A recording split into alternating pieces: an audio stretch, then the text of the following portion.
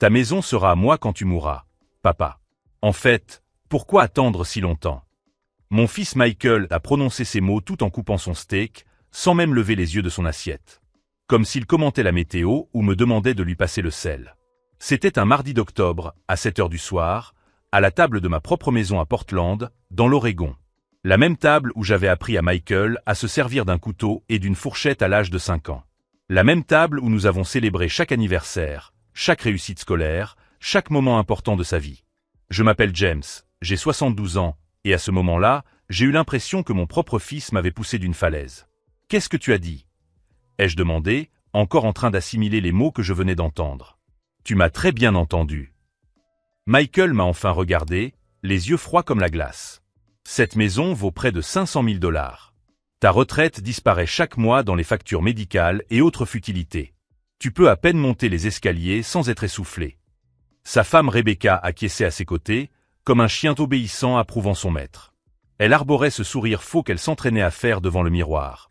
Je l'avais remarqué il y a des années. « Michael, c'est ma maison. J'ai construit chaque pièce de mes propres mains après la mort de ta mère. J'ai travaillé 45 ans comme charpentier pour payer chaque brique, chaque planche du plancher. » C'est exactement pour ça, m'interrompit-il en s'essuyant la bouche avec sa serviette. Tu as déjà fait ta part. Il est temps maintenant d'être pragmatique. Rebecca et moi avons 2 jeunes enfants. Nous avons besoin d'espace. Tu peux rester dans le sous-sol que nous allons aménager, ou trouver une maison de retraite. L'important, c'est de transférer l'acte de propriété. La fourchette m'a glissé des mains et a fait un bruit métallique en tombant sur l'assiette. Pendant un instant, le silence dans la salle à manger a été assourdissant. Seul le tic-tac de l'horloge ancienne accrochée au mur, celle que ma femme Sarah avait achetée lors de notre lune de miel il y a 47 ans, venait le rompre. « Tu es sérieuse ?» murmurai-je. « Tout à fait sérieuse. » Rebecca prit la parole pour la première fois, sa voix douce comme du sucre empoisonné. « En fait, James, nous avons déjà consulté un avocat. Il existe un moyen très simple de procéder à cette transition. Tu signes quelques papiers, et tout le monde est content. » Je sentis le sang bouillir dans mes veines. Ce n'était pas de la colère, c'était quelque chose de beaucoup plus profond. C'était la douleur de réaliser que le garçon que j'avais porté sur mes épaules, que j'avais emmené pêcher tous les week-ends, que j'avais aidé à faire ses devoirs pendant 16 ans, était devenu un étranger. Un étranger cruel, cupide et sans cœur. « Et si je refuse ?» ai-je demandé, en essayant de garder une voix ferme. Michael et Rebecca ont échangé un regard. Un regard que j'ai immédiatement reconnu. C'était le même qu'elle avait lorsqu'ils complotaient quelque chose lors des fêtes de famille. C'était le regard de 2 conspirateurs. « Eh bien, papa, » a soupiré Michael de manière dramatique, « tu as 72 ans. Ta mémoire n'est plus ce qu'elle était. Parfois, tu oublies où tu as mis tes clés, n'est-ce pas? Parfois, tu te trompes dans tes comptes. Ce serait dommage que d'autres personnes commencent à penser que tu n'es plus capable de prendre soin de toi-même. » La menace flottait dans l'air comme une fumée toxique. Il suggérait qu'il pourrait remettre en question ma capacité mentale. Me déclarer incapable. Prendre toute force par voie judiciaire. Je fermai les yeux un instant et pris une profonde inspiration. Quand je les rouvris, quelque chose avait changé en moi. Je n'étais plus le père naïf et sentimental qui avait toujours cédé aux caprices de son fils. J'étais l'homme qui avait survécu au Vietnam, qui avait bâti une entreprise à partir de rien, qui avait élevé seul son fils après la mort de sa femme. « Je comprends parfaitement, » ai-je dit calmement. « Vous voulez ma maison. » « Exactement. » Rebecca a souri, pensant avoir gagné. « Je savais que tu comprendrais. »« Oh, je comprends beaucoup plus que vous ne l'imaginez, » ai-je répondu en me levant de table. « Maintenant, si vous voulez bien m'excuser, j'ai des coups de fil à passer. » Alors que je me dirigeais vers mon bureau, j'entendis Michael murmurer à Rebecca. « Tu vois, c'est plus facile que prévu. Le vieux est vraiment en train de ramollir. » Il ne savait pas qu'en plus d'être menuisier, j'avais été comptable pendant 10 ans avant de prendre ma retraite. Il ne savait pas que j'avais encore des contacts dans des banques, des études notariales et des cabinets d'avocats partout à Portland. Et il ne savait certainement pas que j'avais commencé à soupçonner leurs intentions 3 mois plus tôt, lorsque j'avais surpris Rebecca en train de photographier les pièces de ma maison pour Instagram.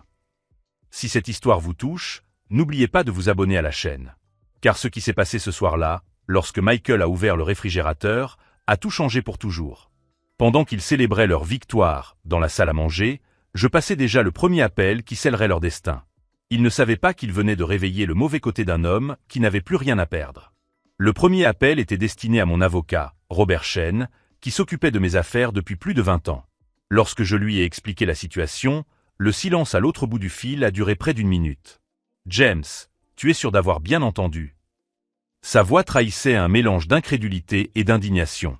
Mot pour mot, Robert. Ils ont déjà consulté un avocat. Ils veulent que je signe volontairement le transfert de propriété, sinon ils vont contester ma capacité mentale. C'est de l'extorsion, James. Et une tentative de coercition envers une personne âgée. Je peux les poursuivre tous les deux pour cela. Pas encore, répondis-je en regardant par la fenêtre de mon bureau. Michael et Rebecca étaient toujours dans la salle à manger, célébrant avec une bouteille de vin que j'avais gardée pour une occasion spéciale. Je dois d'abord comprendre exactement ce qu'ils ont l'intention de faire. Pendant que je parlais à Robert, les souvenirs des 6 derniers mois ont commencé à prendre sens. Les visites de plus en plus fréquentes de Michael et Rebecca. La façon dont elles photographiaient toutes les pièces pour les réseaux sociaux. Les questions apparemment innocentes sur ma routine, mes médecins, mes habitudes. Rebecca avait emménagé chez moi 3 mois auparavant, après avoir prétendu avoir des problèmes financiers. « C'est temporaire, papa », avait dit Michael. « Juste le temps qu'elle trouve un nouvel emploi. » Mais je ne l'ai jamais vue chercher du travail. Au lieu de cela, elle passait ses journées à réorganiser ma maison, jetant ce qu'elle considérait comme de vieux déchets. Des photos, des lettres de ma femme, des outils que j'utilisais depuis des décennies. Quand je protestais, Michael prenait toujours son parti. « Papa, tu dois te débarrasser de ces affaires. Tu deviens un accumulateur compulsif, disait-il, comme si 47 ans de souvenirs n'étaient que des déchets. » Le deuxième appel était destiné à mon comptable, David Morrison. Si Michael pensait que je n'étais qu'un vieux menuisier confus, il avait complètement oublié que j'avais également été associé dans un cabinet comptable avant de prendre ma retraite. David et moi étions régulièrement en contact au sujet de mes investissements. « David, j'ai besoin que tu fasses quelque chose de discret pour moi, » lui ai-je dit lorsqu'il a répondu. « Je veux un audit complet de tous mes comptes. Quelque chose me dit que je pourrais découvrir des transactions que je n'ai pas autorisées. » Bien sûr, James. Mais pourquoi cette suspicion? Il s'est passé quelque chose? Je lui ai brièvement expliqué la situation. David est resté silencieux pendant un moment, puis a poussé un profond soupir. Vous savez, James, ces dernières semaines, j'ai reçu des appels étranges. Des personnes se faisant passer pour des membres de votre famille, qui voulaient des informations sur votre situation financière. Je ne leur ai évidemment rien donné, mais maintenant, tout s'explique. Mon sang s'est glacé. Ils ne prévoyaient pas seulement de prendre ma maison, ils enquêtaient sur tous mes biens depuis des semaines, voire des mois. David, je veux que vous transfériez tous mes investissements sur un compte auquel je suis le seul à avoir accès. Aujourd'hui même. Ce sera fait. Quand j'ai raccroché, j'ai entendu des rires provenant de la salle à manger.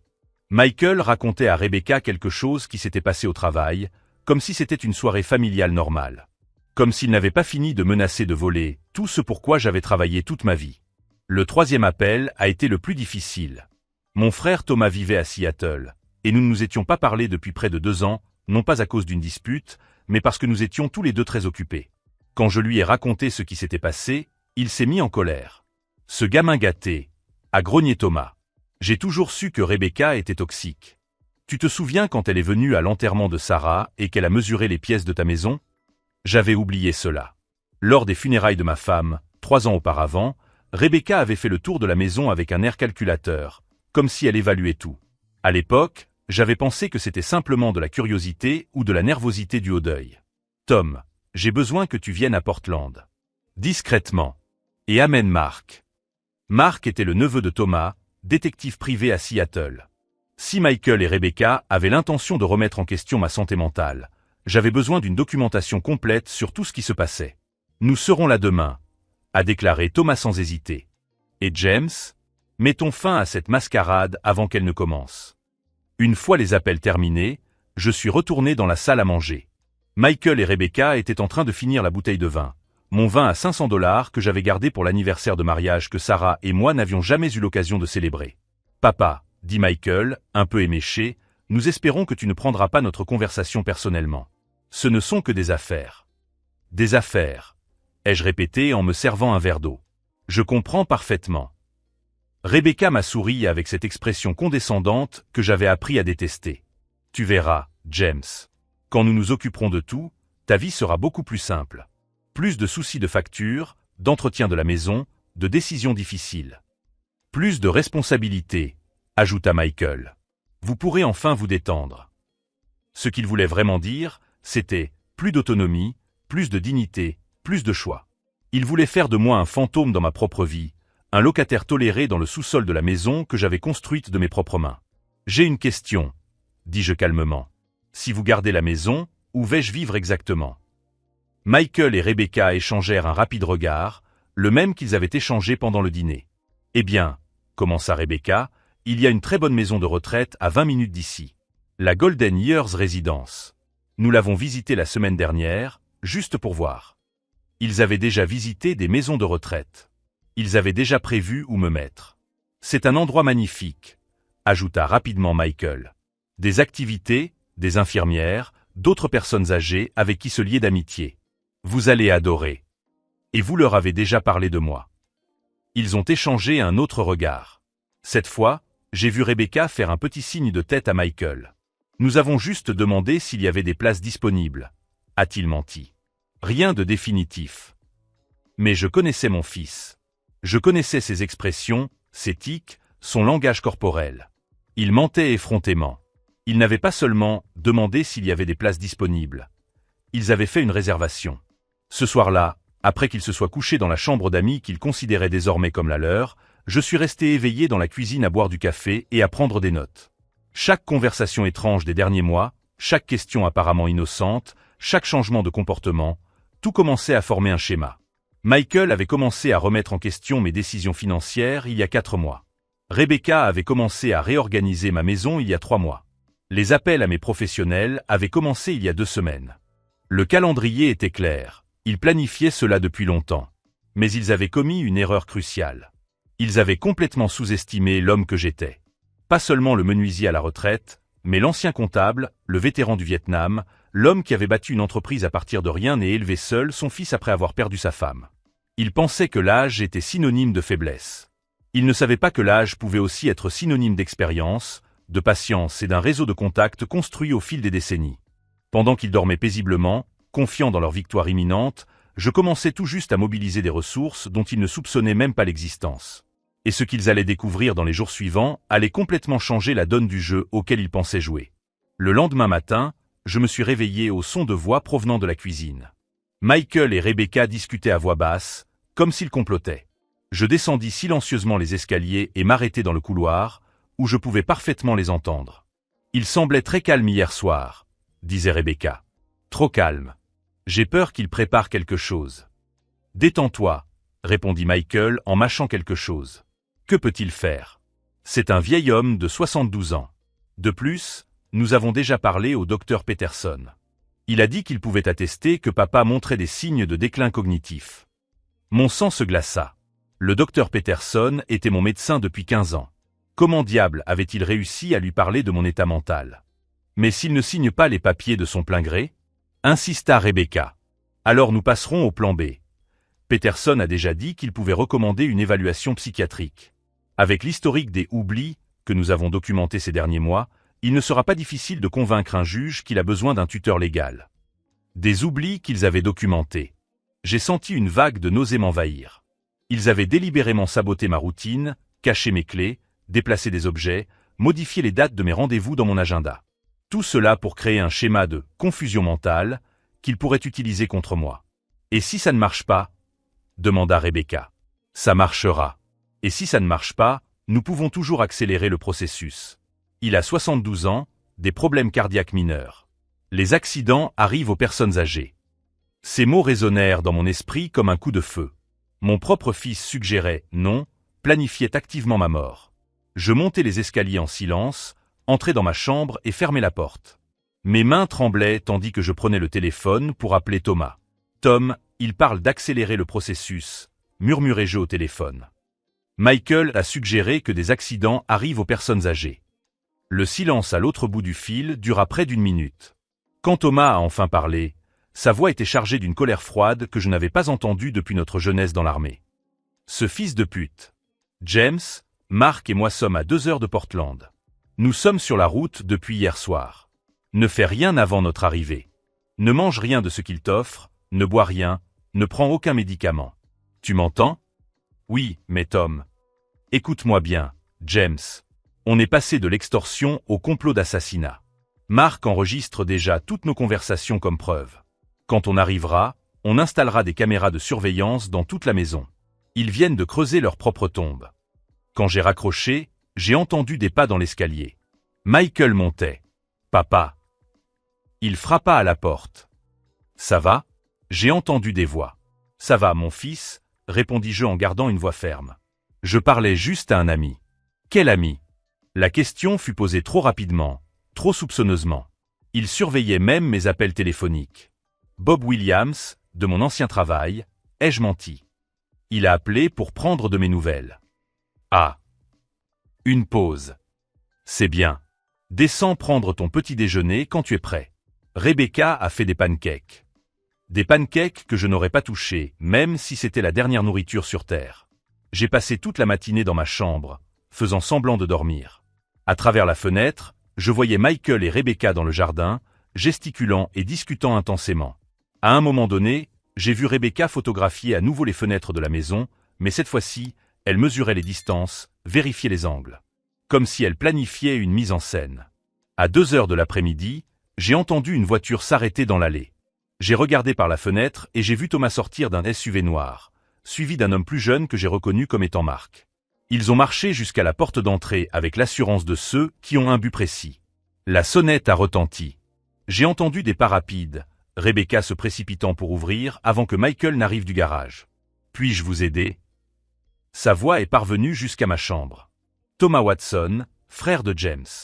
Voici mon fils Marc. Nous sommes venus rendre visite à James. Oh! Rebecca a essayé de paraître surprise, mais j'ai remarqué sa nervosité. James ne nous a pas dit que vous veniez. Il a eu quelques épisodes de confusion ces derniers temps. Ce n'est peut-être pas le meilleur moment. Intéressant, répondit Marc d'une voix professionnelle et maîtrisée. Quel genre de confusion?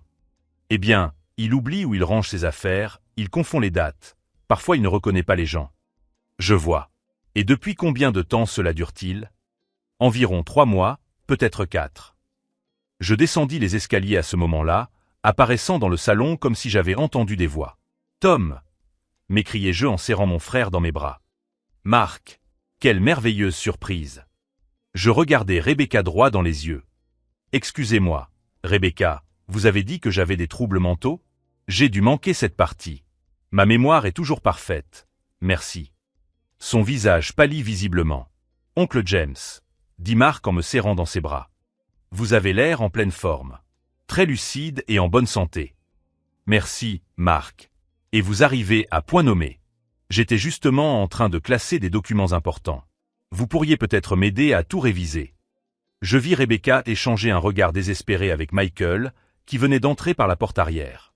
Michael, dit Thomas d'une voix glaciale. Comment vas-tu, mon neveu? Oncle Tom. Nous ne savions pas que vous veniez. Une visite surprise, sourit Marc. Papa et moi avions envie de voir oncle James. Nous avons décidé de passer quelques jours ici, à Portland. J'espère que cela ne vous dérange pas. Le silence qui suivit était lourd de tension. Michael et Rebecca ne s'attendaient clairement pas à cela. Leur complot fonctionnait mieux lorsque j'étais isolé, vulnérable, sans témoin. Bien sûr, répondit finalement Michael. Il y a toujours de la place pour la famille. Très bien, sourit Thomas, mais son regard resta dur.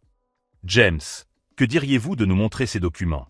Marc est détective privé. Il a l'habitude des formalités administratives complexes. Nous montâmes tous les 4 dans mon bureau. Lorsque je refermai la porte derrière nous, Thomas se tourna vers moi. Vous pouvez parler librement maintenant. Marc a installé un brouilleur de fréquences. Ils ne peuvent pas nous entendre. Je racontais tout. Chaque mot de la conversation du matin, chaque menace, chaque détail de leur plan. Marc prenait des notes sur une tablette, enregistrant tout. Mon oncle, dit Marc lorsque j'eus terminé, c'est beaucoup plus grave que nous le pensions. Conspiration, menace de mort, empoisonnement progressif possible. Je dois installer du matériel de surveillance dès aujourd'hui. J'ai déjà tout apporté, a ajouté Thomas. Des caméras invisibles, des enregistreurs audio. Dans 48 heures, nous aurons suffisamment de preuves pour les envoyer en prison pour une décennie. À ce moment-là, en regardant mon frère et mon neveu, ma vraie famille, qui avaient traversé plusieurs étapes pour me protéger, j'ai ressenti quelque chose que je n'avais pas éprouvé depuis des mois. De l'espoir. Mais nous devons être prudents, a poursuivi Mark. Ils ne doivent pas se douter de ce que nous faisons. Mon oncle, vous allez devoir continuer à faire semblant d'être vulnérable. Pouvez-vous le faire? J'ai souri pour la première fois depuis des semaines. Mark, j'ai fait semblant pendant 3 mois de ne pas savoir ce qu'il faisait. Je peux faire semblant pendant quelques jours de plus.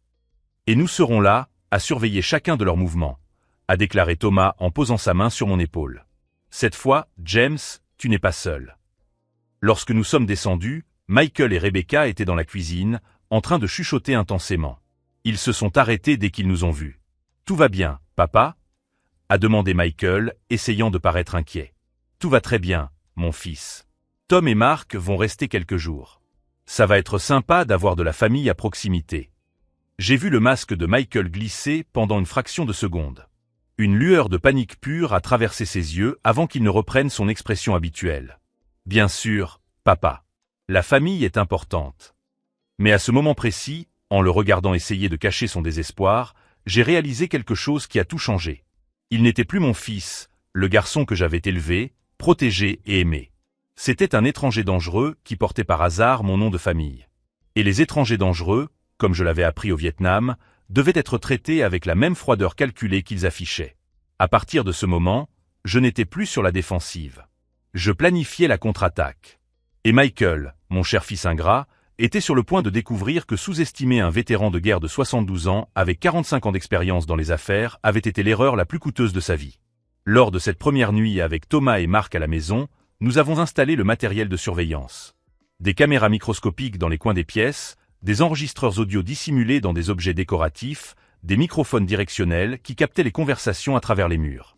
Mark a travaillé avec la précision d'un chirurgien, plaçant chaque dispositif à des endroits stratégiques qui garantissaient une couverture complète de la maison.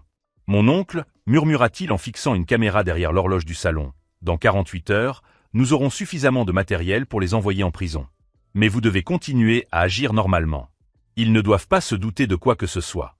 Compris, répondis-je en observant Michael et Rebecca par la fenêtre. Ils étaient dans le jardin, discutant intensément et gesticulant avec agitation. Manifestement, notre présence les avait rendus nerveux. Thomas s'approcha, tenant un petit appareil électronique. « James, ceci est un enregistreur personnel. Gardez-le toujours dans votre poche. S'ils essaient à nouveau de vous intimider ou de vous menacer, tout sera enregistré. » Au cours des 2 jours suivants, nous avons observé des comportements qui ont confirmé nos pires craintes. Michael appelait des inconnus pour leur parler des « accélérer le calendrier ». Rebecca passait des heures au téléphone avec quelqu'un qui semblait être un autre avocat, discutant de stratégies pour remettre en question ma santé mentale. Le 2e matin, Mark m'a montré les premiers enregistrements sur son ordinateur portable. « Écoute ça », m'a-t-il dit en diffusant une conversation entre Michael et Rebecca de la veille au soir. « Nous ne pouvons plus attendre », disait Rebecca d'une voix anxieuse. « Ces 2-là sont ici pour enquêter. S'ils découvrent l'existence du docteur Peterson. »« Calme-toi », l'a interrompu Michael. « Peterson ne dira rien. Nous l'avons trop payé pour qu'il rédige ce faux rapport. » Mon sang s'est glacé. Ils avaient soudoyé mon médecin pour qu'il falsifie des preuves de déclin mental. « Et si cela ne fonctionne pas ?» a poursuivi Rebecca. « Alors nous utiliserons le plan final. Le vieil homme a des problèmes cardiaques. Une dose supplémentaire de ces médicaments pendant la nuit, et le matin, ce ne sera qu'un tragique accident. » Thomas et Mark échangèrent des regards sombres. Ce n'était plus seulement des menaces en l'air, ils planifiaient activement mon assassinat. « Mon oncle, » dit calmement Mark, « il ne s'agit plus d'héritage. Il s'agit de meurtre avec préméditation. Je dois appeler mes contacts au FBI. » Mais quelque chose en moi avait changé. La colère froide et calculée que j'avais ressentie au Vietnam, lorsque j'avais réalisé que certains soldats de ma propre section vendaient des fournitures au marché noir. La même détermination qui m'avait permis de survivre alors que le monde semblait être devenu fou. « Non », dis-je fermement. « Pas encore. »« James, » protesta Thomas, « il prévoit de te tuer. »« Je sais, mais je veux qu'ils creusent eux-mêmes leur tombe. Je veux documenter chaque crime, chaque complot, chaque faux pas. Quand nous aurons terminé, aucun avocat ne pourra les sortir de prison. » Mark acquiesça lentement, comprenant ma stratégie. « Vous voulez monter un dossier en béton. Sans faille. » « Exactement. De plus, souris-je froidement, je veux qu'ils comprennent parfaitement qu'ils ont été surpassés par un vieil homme confus de 72 ans. Le troisième matin, j'ai exécuté la première phase de ma contre-attaque. J'ai appelé David Morrison, mon comptable, devant Michael et Rebecca pendant le petit déjeuner. David, c'est James. J'ai besoin de réorganiser mes investissements. Je veux tout transférer dans un fonds fiduciaire irrévocable. J'ai vu Michael s'étouffer avec son café. Rebecca a laissé tomber sa fourchette.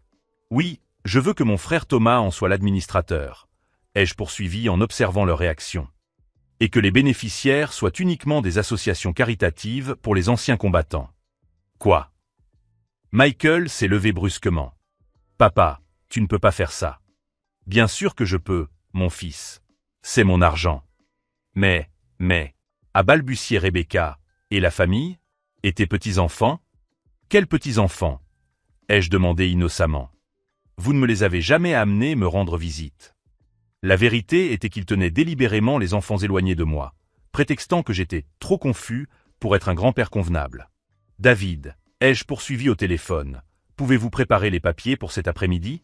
Parfait. Lorsque je raccrochai, le silence dans la cuisine était palpable. Michael et Rebecca se regardaient désespérément. Papa, tenta Michael d'un ton plus conciliant, nous devrions peut-être en discuter. À propos de quoi? Vous avez clairement fait comprendre que vous n'aviez pas besoin de moi. Vous voulez juste ma maison et mon argent. Eh bien, je décide de tout donner à ceux qui le méritent vraiment. Si vous suivez cette histoire de trahison familiale, n'oubliez pas de vous abonner à la chaîne.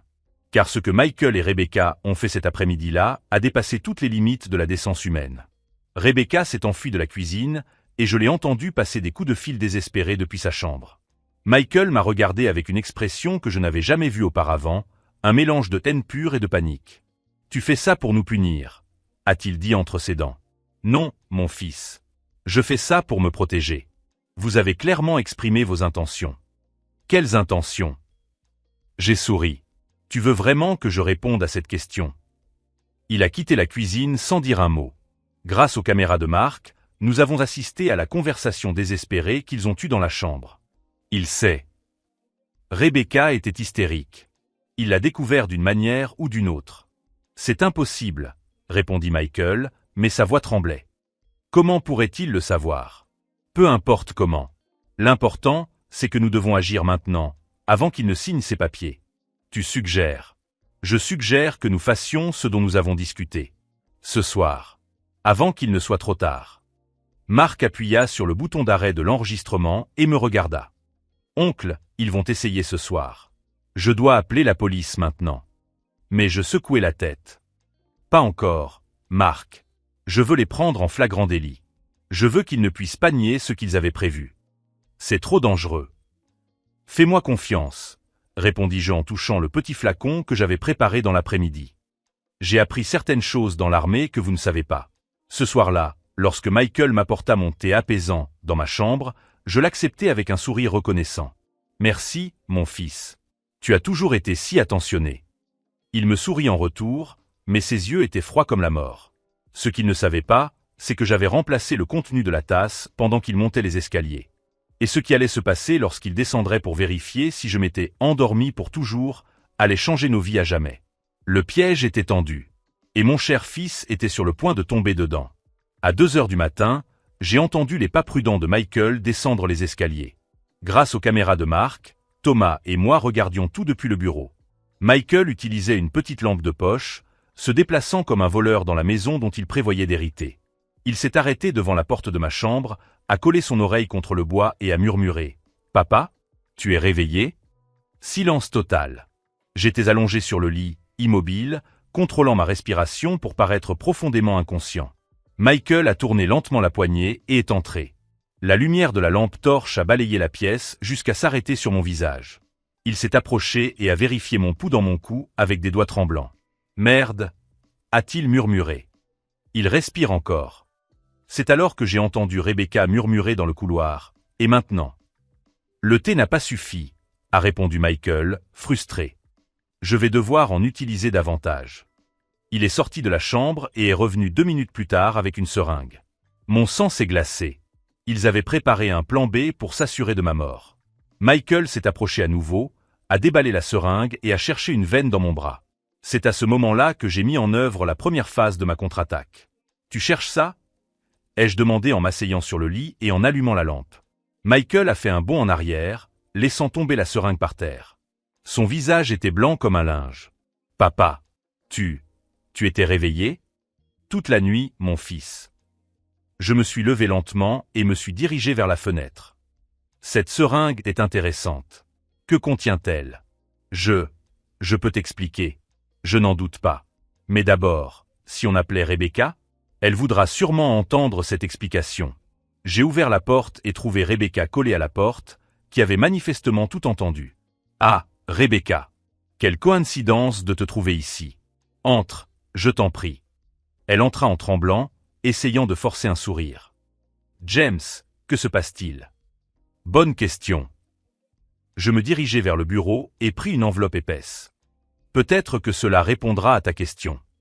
J'ai ouvert l'enveloppe et j'ai étalé des photos sur le lit. Des images d'eux en train de discuter dans le jardin, de Rebecca en train de photographier la maison, de Michael au téléphone en train de comploter.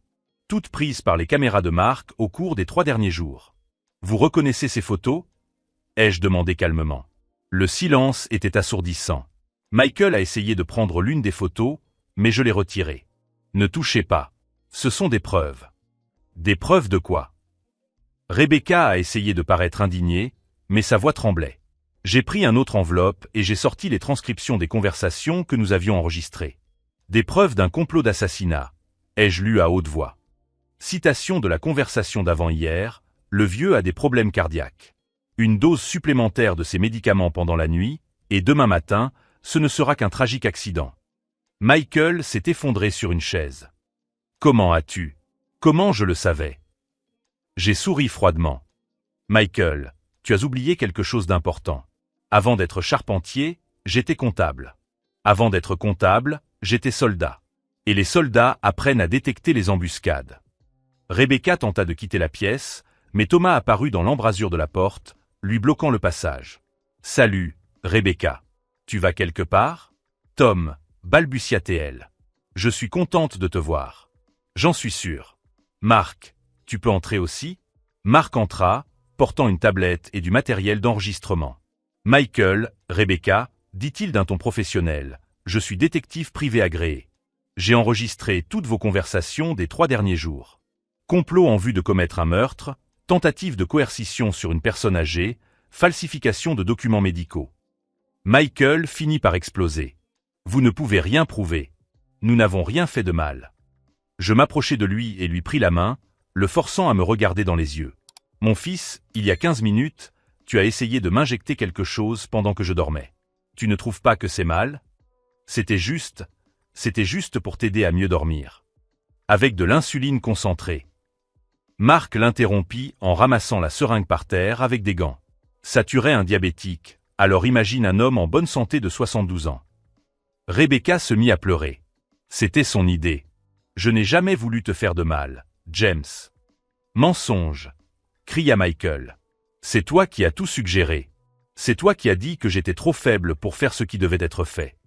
Et ainsi, ils commencèrent à se détruire mutuellement, exactement comme je m'y attendais. Mais le véritable rebondissement était encore à venir.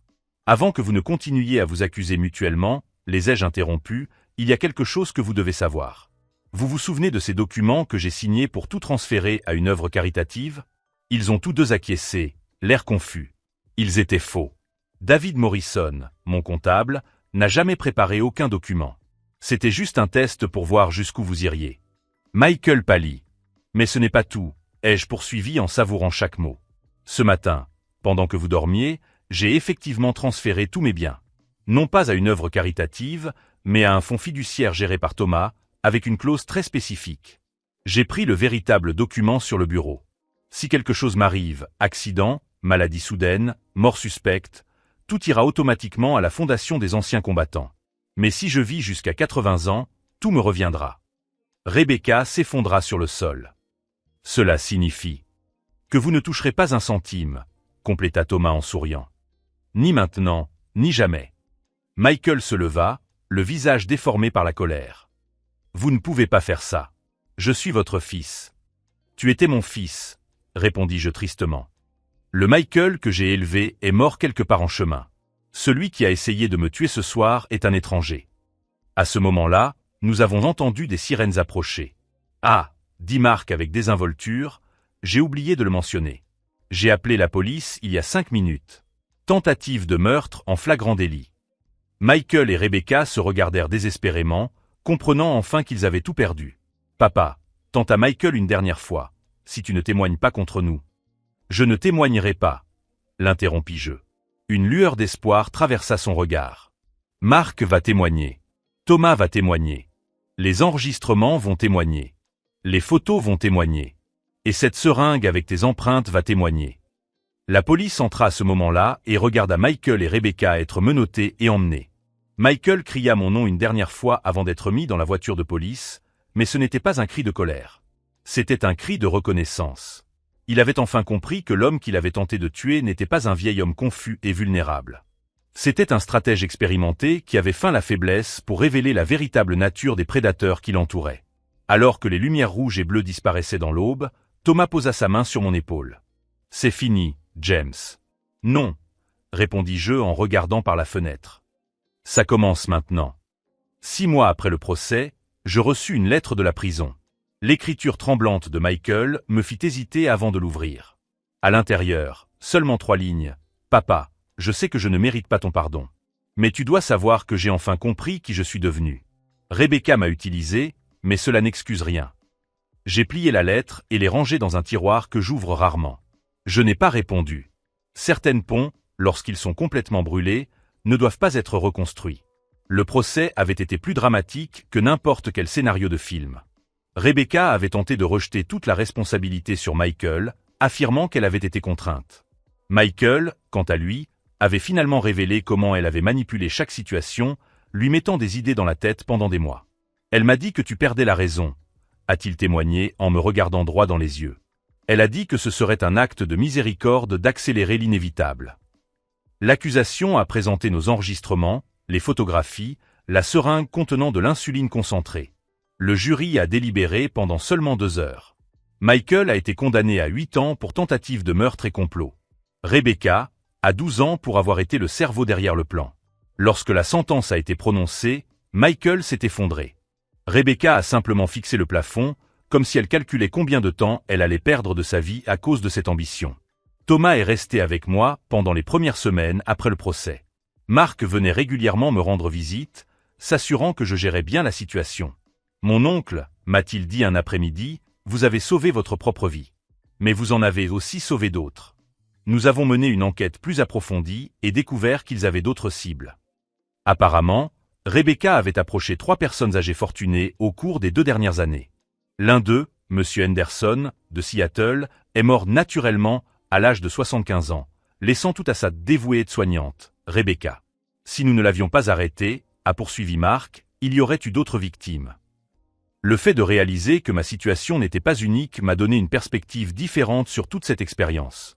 Il ne s'agissait pas seulement d'argent ou de biens immobiliers. Il s'agissait de prédateurs qui voyaient les personnes âgées comme des proies faciles. 3 mois après le procès, j'ai transformé ma maison en centre de ressources pour les personnes âgées en situation de vulnérabilité. La pièce où Michael et Rebecca avaient planifié mon meurtre est devenue un bureau où des avocats bénévoles offrent des consultations gratuites. Le jardin où ils ont comploté accueille désormais des groupes de soutien tous les mardis.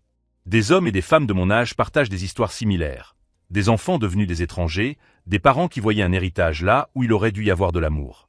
James, a déclaré Dolores, une femme de 68 ans dont le fils a tenté de la faire interner pour lui voler sa pension, vous nous avez donné de l'espoir. Vous nous avez montré que nous pouvons nous défendre. J'ai créé un fonds juridique qui couvre les frais d'enquête pour des cas similaires. Mark a quitté son entreprise privée pour gérer le centre à plein temps. Thomas a déménagé définitivement à Portland, affirmant qu'il voulait garder un œil sur son frère têtu. En réalité, il voulait faire partie de quelque chose de plus grand. Nous le voulions tous. La maison n'avait jamais été aussi vivante. Les voix de personnes qui avaient trouvé la force, les rires de celles qui avaient découvert que l'âge ne signifiait pas vulnérabilité, les conversations de celles qui avaient appris à se protéger. Un après-midi, alors que je classais les dossiers des nouveaux cas, j'ai trouvé une vieille photo de Michael à l'âge de 10 ans. Il construisait un nichoir avec moi, concentré, la langue tirée comme il le faisait toujours lorsqu'il faisait un effort. J'ai montré la photo à Thomas. « Il te manque » m'a-t-il demandé. « Le garçon qu'il était me manque » ai-je répondu. Mais je ne regrette pas d'avoir arrêté l'homme qu'il est devenu. Ce garçon peut encore revenir, James. La prison éveille parfois la conscience. Peut-être. Mais ce n'est pas à moi de le sauver cette fois-ci. Certaines leçons doivent venir de l'intérieur. La semaine dernière, un jeune avocat a présenté un nouveau cas. Une femme âgée de 82 ans dont les petits-enfants la forçaient à vendre sa maison pour mieux investir son argent. A-t-elle du soutien familial? Ai-je demandé. Non. Ses petits-enfants sont tout ce qui lui reste. Alors nous serons sa famille, ai-je répondu. Aussi longtemps qu'il le faudra. Cette phrase est devenue notre philosophie au centre. Lorsque la famille biologique fait défaut, nous créons une famille choisie. Lorsque les proches deviennent des prédateurs, nous devenons des protecteurs. Aujourd'hui, à 73 ans, je me réveille chaque matin avec un but. Pas seulement pour survivre ou protéger ce que j'ai construit, mais pour mettre mon expérience au service d'autres personnes confrontées à des situations similaires. Ma vengeance contre Michael et Rebecca a duré quelques mois. La transformation qui en a résulté durera toute ma vie. Si cette histoire de trahison familiale et de justice vous a touché, abonnez-vous à la chaîne. Nous partageons des histoires vraies de personnes qui ont refusé d'être des victimes, qui ont transformé leur douleur en pouvoir et leur vulnérabilité en force. Car au final, j'ai découvert quelque chose que Michael n'a jamais compris. La famille n'est pas une question de sang. La famille, ce sont les personnes qui restent à vos côtés lorsque le monde s'assombrit, qui célèbrent vos victoires et protègent vos rêves. Et cette famille, celle que j'ai choisi de construire après que ma famille biologique m'ait trahi, est plus forte, plus loyale et plus authentique que n'importe quel lien du sang ne pourrait l'être. Michael a essayé de me voler ma maison. Il m'a finalement donné un foyer. Iba al baño, iba a descargar. Ah, se está cagando. Yo creo. Hola, Mau. ¿Quién es ese Mau? ¿El Juan? No. No. ¿Quién es Mau? El One está como... No sé. Como Mauricio con una W. Ah, Creo. él es el Mau Blackjack. DJ. Sí. A mí hoy día casi ganó $300, no, qué puta cólera. ¿Por qué 300? Era mi fan. Aposté en partido del fútbol. Ah. Justo. ¿Dónde está la mierdita esa? ¿Tiene un hilo? ¿Hilo que le sobre? Qué puta mierda. Tenía... Es malo, es malo. ¿Qué? ¿Pero no podés hacer con la luz apagada? Sí podés, yo hago todo con la luz apagada. Cago, meo. Ah, ya. ¿Pero qué mierdas? Y bueno, amigo, lo voy a pagar a lo mejor. Boludo, re canción TikTok, voy a tener que hacerme la linda, what the fuck.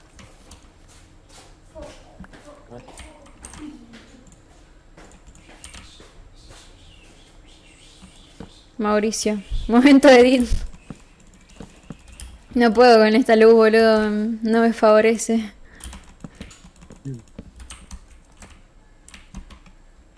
Voy a cenar, amigos, ojalá prenda la PC del regreso. Suerte, suerte.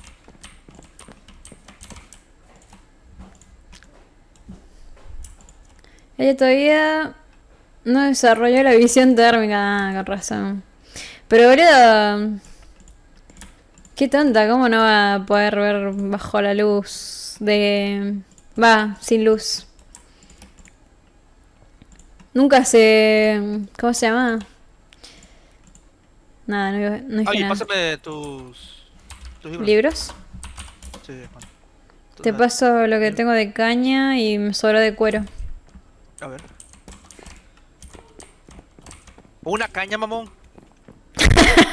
¿Necesitas hilo? Tengo un montón. Ah, sí, dame. A ver. Ahí dejo libros. Pero hay un montón de hilo. ¿Para qué querías hilo? Eso es avaricia.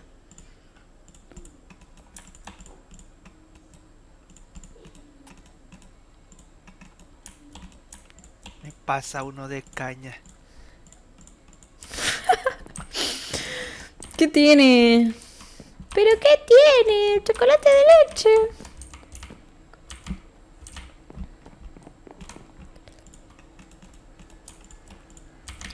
Bueno, si les fuera diamante, me gustaría. Mickey Mouse. ¿Necesitas la mesa? ¿Mesa de qué? ¿Encantamiento? Sí. Sí, no tengo una mierda de diamante. Mira, en la backpack ahí creo que puso agua. Bueno, Diamante es que igual adentro. me puse a buscar agua, boludo. Perdí tiempo. Pásame tu cosa esa. ¿Me qué? Tu balde. ¿Por? Acá hay agua. Ya tengo agua. Puta. No, dije que perdí antes tiempo. No tenía agua, ya Ah. tengo. Porque perdí todo mi tiempo de mi vida buscando agua. ¿Y cuándo un tiempo de mi vida para buscar un laburo? No sé. Ya. Nunca. Lo dije yo antes que me digan algo a mí, boludo.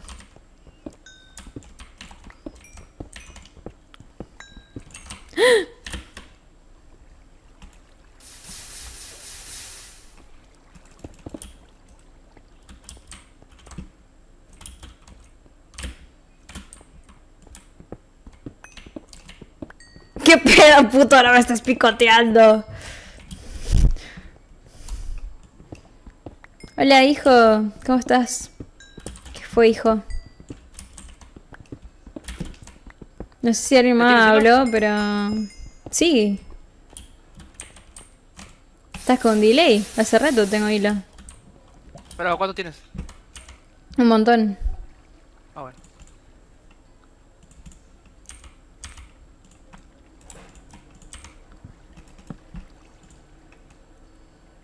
Em,